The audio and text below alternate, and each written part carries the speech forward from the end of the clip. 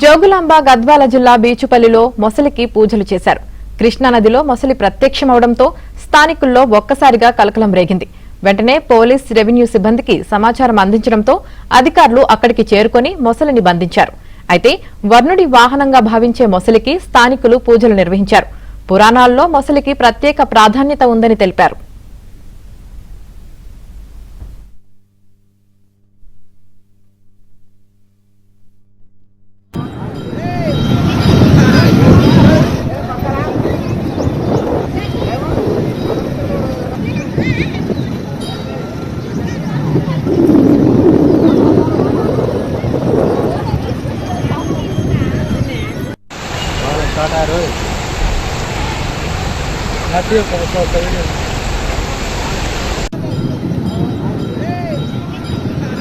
అయితే వర్ణుడి వాహనంగా భావించే మొసలికి స్థానికులు పూజలు నిర్వహించారు.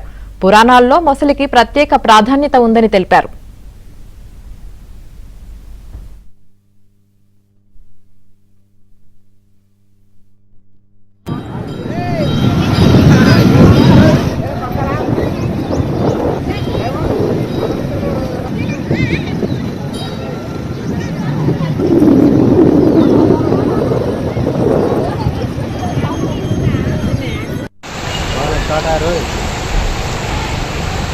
Nativo como todo,